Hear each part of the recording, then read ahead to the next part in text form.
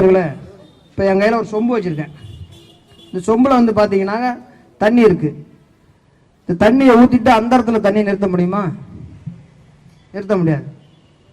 ஆனால் மந்திரம் போட்டால் நிற்கணும் சாமியார் சொல்கிறோம். நம்ம நிற்கதான் பார்ப்போம்.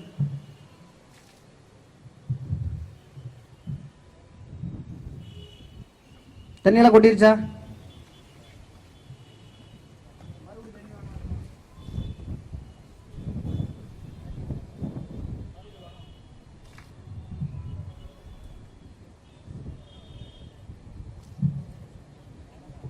இதில் வந்து ஒன்றும் கிடையாது, ஒரு செட்டப் பண்ணியிருக்கேன். தண்ணி வானா வரும், நெல்லுனா நிற்கும். இது ஒரு அறிவியல். இதில் எதுவும் மையம் கிடையாது, ஒன்றும் கிடையாது. இன்னைக்கு வாஸ்துன்னு சொல்லிட்டு இன்னைக்கு மெட்ராஸில் நடந்தவங்களுக்கு கொடுமை தெரியும். பெரிய வாசு சாமியார்களை வச்சு 11 மாடி அடுக்கு கட்டணம் கட்டினான். வாசு சாமியார்களை வச்சு பெரிய பெரிய பார்ப்பனர்களை வச்சு பூமி பூஜை நடத்தி கட்டப்பட்ட 11 அடுக்கு மாடி கட்டடம் என்னாச்சுன்னு உங்களுக்கு தெரியும். அப்போ வாஸ்து வந்து உண்மையா பொய்யாங்கன்னு அதை ஒன்றுலேருந்தே தெரியுங்க. இல்லையா என்பதை நாங்கள் சொல்லி நீங்க தெரிஞ்சுக்க வேண்டியதில்லை. எங்களுக்கு முன்னால் தந்தை பெரியாருக்கு முன்னால் கடவுள் இல்லை என்பதை நல்லா தெரிஞ்சவங்க பார்ப்பனர்கள் தான். வாஸ்து இல்லைன்னு சொன்னவனும் அவன் தான். கடவுள் இல்லை என்கின்ற காரணத்தினால்தான் பார்ப்பனர் கோயிலுக்குள்ளேயே கொலை பண்றான், கற்பழிக்கிறான், எல்லா வேலையும் செஞ்சுட்டு இருக்கான். எந்த கோயிலே பாப்பான் ஓகியமா நடந்திருக்கானா? எல்லா அநியாயமும் கோயிலுக்குள்ள நடக்குது. அதுல இருந்தே நீ கடவுள் இல்லை என்பதை எங்களை விட அதிகமா நல்லா தெரிஞ்சவன் அவன் ஒருத்தன் தான். அதனாலதான் சங்கராச்சாரி கோயிலுக்குள்ளேயே கொலை பண்ணான். கோயிலுக்குள்ளே கொலை பண்ண சங்கராமன் கொலை வழக்கு. அது இன்னைக்கு சாமியாருங்கிறதுனால தீர்ப்பு எப்படி போயிருக்குன்னு உங்களுக்கு தெரியும். இன்னைக்கு நீதிமன்றம் கூட மனுநீதியை பின்பற்றுகிறது. இன்னைக்கு தில்லை நடராஜர் கோயிலை பார்த்தீங்கன்னாக்கா போன அரசு அது அறநிலைத்துறையிட்ட வச்சிருந்துச்சு. இப்போ இந்த அம்மா வந்தவனை சுப்பிரமணிய சாமி சுப்ரீம் கோர்ட்டில் போய் சொல்கிறான், அங்கே இருக்கிற தீட்சிதர்கள்லாம் தில்லை நடராஜரோடு பிறந்தவர்கள், இது அவர்களுக்கே ஒரு கோயில்னா கோடிக்கணக்கான சொத்தை, ஒரு நம்மளுடைய சொத்தை அவர்கிட்ட ஒப்படைச்சிட்டான். இன்னைக்கு நீதிமன்றங்கள் நம்பிக்கை அடிப்படையில் தீர்ப்பு சொல்கிறான். சட்டம் இருந்தும் சட்டத்தை பின்பற்றாமல் நம்பிக்கை அடிப்படையில் தீர்ப்பு அப்படின்றோம். இது எப்படி பொருந்தோம்? எங்கள் ஊரில் ஒரு ஒரு கதை உண்டு. பாபர் மசூதி எப்படி வந்து இன்னைக்கு நம்பிக்கை அடிப்படையில் தீர்ப்பு சொல்லி அதை பிடிங்கிருக்கான்னு தெரியும். ஒரு சிட்டுக்குருவி வந்து ஏன் உங்களுக்கு அது சிட்டுக்குருவி கூடு கட்டுறதை பார்த்துருக்கீங்களா? நுனியில் தான் கட்டும், அந்த முள்ளோட நுனியில் தான் கட்டும், நடுப்புற கட்டாது. அதுக்கு ஒரு கதை எங்கள் ஊரில் சொல்லுவாங்க. சிட்டுக்குருவி வந்து மரக்கிளைகளில் ஏற்கனவே ஊடு கட்டி இருந்துச்சான், நடுக்கிளைகளில். அப்போ குரங்குகள்லாம் போய் அதை பிச்சு போட்டுச்சான். அப்போ சிட்டுக்குருவி போய் பஞ்சாயத்தார்கிட்ட சொன்னிச்சான், இந்த மாதிரி எங்கள் கூடெல்லாம் பிச்சு போட்டுருச்சு குரங்கு, அவங்கள கிராமத்தில் கூட்டி அதுக்கு ஏதோ பஞ்சாயம் பேசுங்க. உடனே கிராமம் கூடிடுச்சு, நாட்டாம உட்காந்துருக்காரு. சிட்டுக்குருவி என்ன பண்ணிச்சு, ஒரு இழந்த பழத்தை கொண்டு வந்து நாட்டாம முன்னாடி வச்சிருச்சு லஞ்சமா. அப்போ சொல்லுது, ஐயா கொஞ்சம் முன்ன பார்த்து பேசுங்க, கொஞ்சம் முன்ன பார்த்து பேசுங்கன்னு நாட்டாம ஞாபகப்படுத்துது. லஞ்சம் வச்சிருக்கான் முன்னாடி இல்லை இழந்த பழத்தை. அவரு என்னடா அந்த சிட்டுக்குருவி முன்ன பார்த்து பார்த்தா முன்னாடி இழந்த பழம். அப்புறம் என்ன பண்றாரு, குரங்கு செஞ்ச தப்பு, நீங்க எப்படி அவங்க கட்டின வீட்டை பிக்கலாம், உங்களுக்கு தண்டனை கொடுக்க போறேன், நீங்க உடனே குரங்கு வீட்டை உடனே சிட்டுக்குருவி வீடு கட்டி கொடுன்னு சொன்னிச்சான். சொன்னானா நாட்டாம. அப்ப குரங்கு பார்த்துட்டே இருந்து, நாட்டாம முன்ன மட்டும் பார்த்து பேசாதீங்க, பின்னாடியும் பார்த்து பேசுங்க, பின்னாடியும் பார்த்து பேசுங்க. வீட குரங்கு பின்னாடியும் பார்த்து பின்னாடி பார்த்தா குரங்கு இவ்வளவு பெரிய பலாப்பழம் சொன்னிச்சான். உடனே குருவி இழந்த பழம் தான் கொடுத்துச்சு, இவன் வந்து பலாப்பழமே கொடுத்துரு குரங்கிட்டு தீர்ப்பு உடனே மாத்தி சொன்னாராம். இன்னமே குருவி வந்து நடுக்கிளையில ஊடு கட்டக்கூடாது, இப்போ நுனி மெலாரில் தான் கட்டணும் அப்படின்னு சொல்லி அன்னைக்கே பலாப்பழத்துக்கு தீர்ப்பு சொல்லியிருக்கான். இன்னைக்கு பாபர் மசூதி தீர்ப்பு உங்களுக்கு தெரியும். அதாவது நீதிமன்றங்கள் வெட்கம் இல்லாமல் நம்பிக்கை அடிப்படையில் அது நம்பப்படுகிறது கருதப்படுகிறது தீர்ப்பு சொன்னா இது எவ்வளவு பெரிய அநியாயம் என்று நினைச்சுப்பாங்க. காரணம் மனுநீதி நம்ம நாட்டில் 3000 ஆண்டுகளா இன்னும் இருக்கு. நெற்றியில் பிறந்த பிராமணன், தோளில் பிறந்த சத்திரியன், தொழில் பிறந்த வைசியன் சொல்லி நம்மளை இன்னமும் நீதிமன்றங்கள் தான் நமக்கு நம்பிக்கைன்னு சொல்றோம். அங்கேயும் இந்த அநியாயம் நடக்குது தோழர்களே. இன்னைக்கு 11 மாடி அடுக்கு கட்டடங்கள் விழுந்திருக்கு. அதுல செத்தவன், அந்த கட்டடம் உருவாவதற்கு மண் சுமந்தவன், கல் சுமந்தவன், கம்பியை சுமந்தவன், அதற்காக பாடுபட்டவன் தான் செத்தான். அதை டூப்ளிகேட்டான போலியான பொருளை போட்டு கட்டிய அந்த கான்ட்ராக்டுக்காரன் சாவல, அது தவறான வழி நடத்திய இன்ஜினியர் சாவல. அதுல செத்தவெல்லாம் உழைப்பாளிகள், நம்மளை போன்ற பாமர மக்கள். கடவுள் எங்க இருக்கு? கடவுள் இன்னுமே யார் செத்து இருக்கணும்? இன்னைக்கு ஐயப்பன் கோயிலுக்கு போறானே எவ்வளவு பேர் ஆக்சிடென்ட் ஆகி சாகுறான். ஜோதின்னு ஒன்று அங்கே இல்லைன்னு அவன் சொல்றான், கேரளாக்காரன் சொல்றான் ஜோதியெல்லாம் ஒன்றும் கிடையாது, நாங்கள் தான்டா நெருப்புழுத்தி காட்டுறோன்னு.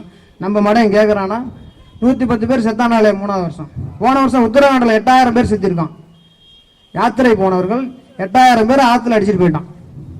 எங்கேயாவது கடவுள் இல்லைன்னு போய் நம்ம செத்து இருக்குமா? கிடையாது. ஜெயிலுக்கு போய் பாருங்க, வெறும் சாமியார் தான் இருக்கான். பூரா சாமியாக தான். என்னடா வழக்குன்னா கற்பழிப்பு வழக்கு, கொள்ளை வழக்கு, கொலை வழக்கு தான் வச்சுருக்கோம். நம்ம ஆளுங்க ஒருத்தர் 2 பேர் இருப்பாங்க, பார்த்தாக்க அந்த ஆர்ப்பாட்டம் பண்ணாங்க, இதை பண்ணாங்க, ஒன்றுமே பண்ணலைங்க. தேசிய பாசட்டம் போட்டாங்க. தேசிய பாசட்டம் எங்கள் அமைப்புக்காக கண்டுபிடிக்கப்பட்டது. அது சோதனை ஓட்டமாக எங்கள் தலைவருக்கு முதல்ல போடுவாங்க. இந்த ஆட்சி வந்தாலும் அந்த ஆட்சி வந்தாலும் ஒன்றுமே செய்யாட்டியும். அப்ப இந்த நாட்டில் கொடி கூடிய கொள்ளடிக்கிறவனெல்லாம் இங்கே நல்ல மனிதர்களாகவும் உழைக்கும் மக்களுக்காக உரிமைக்காக போராடுகிற தலைவர்களை தேசிய பாசட்டத்தில் கைது பண்ணுது அரசு. கொஞ்சம் சிந்திச்சு பாருங்க. உங்களுக்காக போராடுகிற தலைவர்கள் யார்? உங்களுக்காக போராடுற இயக்கம் இது. திராவிடர் விடுதலை கழகம் பல கட்ட போராட்டங்களை நடத்தியிருக்கு. மனுஷாஸ்திரத்தை கொளுத்திருக்கிறது. வேலை வாய்ப்பு அலுவலகங்களை முற்றுகிட்டு இருக்கிறது. வருமான வரி அலுவலகத்தின் மீது பெட்ரோல் பங்கு வீசியதா வழக்கு. அது எங்க தலைவர் மீது வழக்கு போட்டான். எங்களுக்கு சொல்லவருக்கு கேவலமாக இருக்கிறது. ஒரு 6 பேருக்கு சீமனை எடுத்துட்டு வந்து அந்த சாக்கில் நினைச்சு அந்த வருமான வரி அலுவலகமே தூக்கி போடுவதற்கு திட்டம் தீட்டி கொடுத்தாராம். இது 6 வயசு பையன் செஞ்சிருவான் அந்த வேலை. சீமனை ஊற்றி ஒரு சாக்கு கொடுத்துறதுக்கு ஒரு தலைவர் வரணுமா? அவர் மீது இருக்கிற வழக்குகள் ஏகப்பட்ட வழக்குகள் இருக்கு. விடுதலை புலிகள் தப்பி வச்சாருன்னு வழக்கு போட்டுருக்கான். சிறையில இருந்து வரவேற்கிறோம். போட்டுக்கு மதிப்பாக இருக்கிறது. ஒரு சீமனை பைய கொளுத்தி தூக்கி போட்டான்னு சொல்லி ஏதோ ஒரு வகையில கைது செய்ய வேண்டும் என்று இந்த அரசு அடக்குமுறையை கையாண்டு எங்க தோழர்கள் இப்பொழுதுதான் 4 பேர் வெளியே வந்திருக்காங்க. இப்படி எந்த காலத்திலும் உங்களுக்காக உங்கள் உரிமைக்காக போராடுகிற இயக்கம் திராவிடர் விடுதலை கழகம். தலைவர் கொளத்தூர் மணியும் பொதுச் செயலாளர் விடுதலை ராஜேந்திரன் அவர்களும் உங்களுக்காக மக்கள் உரிமைகளுக்காக எந்த நேரத்திலும் தயாரா இருக்கக்கூடியவர்கள். மக்களோடு மக்களாக நின்று போராடக்கூடிய, ஏசி அறையில் படுத்துக்கொண்டு போராட்டத்தை அறிவிக்கிறவர்கள் மக்களோட மக்கள் என்று போராடக்கூடியவர்கள். ஆகிய தோழர்களே, பெரியாரின் தேவை முன்பை விட இப்பொழுது அதிகமா இருக்குது. என்னோட ஒருத்தர் கேட்டார், நீங்க 100 வருஷம் பெரியார் கடவுள் இல்லை கடவுள் இல்லைன்னு சொன்னாரு, நீங்களும் இப்ப 50 வருஷமா கத்திட்டு இருக்கிறீங்க. ஆனால் உங்களுக்கு வர கூட்டத்தை விட கோயிலுக்கு போற கூட்டம் தானே அதிகமா இருக்கு. நாளுக்கு நாள் கோயிலுக்கு போற கூட்டம் அதிகமாயிட்டு இருக்கு. நீங்க என்ன சொல்றீங்கன்னு கேட்கிறார். கோயிலுக்கு போற கூட்டம் அதிகமா இருக்கும்போது உங்க பிரச்சாரம் எடுப்படவில்லைங்கிறான். நான் சொன்னேன், டாஸ்மாக் கடையில கூட்டம் அதிகமாக இருக்கிறது, இளநீர் கடையில ஒருத்த கூட நிக்கல, 2 பேர் 3 பேர் தான் நிக்கிறான். அதுக்காக அது உடம்புக்கு நல்லது, இது கெட்டதுன்னு ஆயிடுமாயான்னு. கூட்டம் குறைவாக இருந்தாலும் அது ஒருத்தர் இருந்தாலும் ஒரு 1000 பேருக்கு சமமானவர்கள். எங்கள் இயக்கத்திலே ஒரு பையன் இருந்தாலும் 1000 பேருக்கு சமமான பிரச்சாரத்தை, மக்கள் நல பணிகளை, தொண்டுகளை செய்யக்கூடிய இயக்கம் இது. ஆய்வு தோழர்களே, பெரியாரின் கொள்கைகளை நீங்க வாழ்க்கையை பின்பற்றினால் உங்களுடைய பகுத்தறிவு மேம்படுவது மட்டும் உங்க பொருளாதார சிக்கனம் ஏற்படும். நீ உன் ஆன்மீகவாதியா இருந்தா குறைஞ்சபட்சம் வருஷத்துக்கு ஒரு ஐயப்ப மாலை போடுவேன். 40 நாளைக்கு செலவு பண்ணும். 25 நாளைக்கு திருப்பதிக்கு மாலை போட்டு போவேன். ஓம் சக்திக்கு பொண்டாட்டி அனுப்புவான். பழனிக்கு குடும்பத்தோட போவான். வருஷம் ஒரு கிடா வெட்டு. ஒரு கணக்கு போட்டு பாருங்க. பகுத்தறிவாதம் இருப்பதனால் உங்களுக்கு பொருளாதார சிக்கனமும் இருக்கு. தோழர்களே, சிந்திச்சு பாருங்க. சொல்லிட்டு அடுத்த ஒரு நிகழ்ச்சி.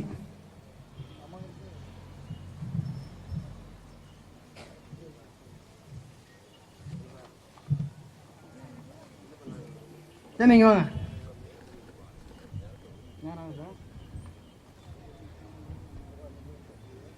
எங்க தம்பி கூப்பிட்டேன். இல்ல ஏதா இருக்கா? ஒன்றும் இல்லைல்ல.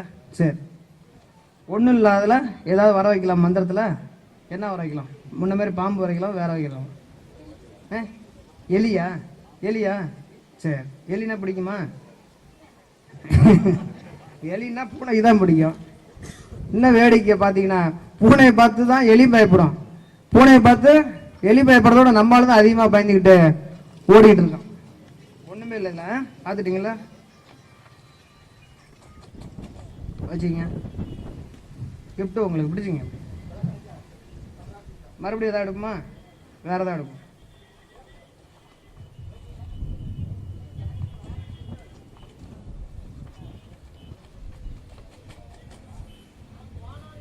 எப்படி வருது?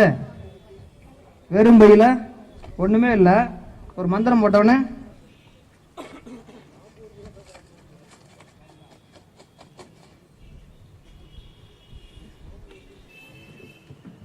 வெறும் ஒரு சாதாரண காகித பையில ஒரு மந்திரத்தை போட்டவனே ஒரு 3 கிஃப்ட் பாக்ஸ் வருது. இது சாய்பாபா வந்து பாத்தீங்கன்னா ஒரு குடத்துல, வெறும் குடத்தை தியான மண்டலத்தில் தொங்க விட்டுருப்பாரு. இல்லை கையை விட்டு இப்படி ஆட்டினார்னா விபூதியா கொட்டும். நம்மளுக்கு ஒரு அதிசயமா இருக்கும், எப்படா வெறும் குடத்துல இருந்து விபூதியா கொட்டணும். அது உள்ள எல்லாம் செட்டப் தான். எல்லா சாமியார்கள் செய்வதும் வெறும் மேஜிக் தான். ஆணி மேல படுக்கணுமா? இப்ப நான் ஒரு கண்ணாடி இங்க வச்சிருக்கேன். யாராவது மேல வந்து பாருங்க, இது ஒரிஜினல் கண்ணாடி தான்.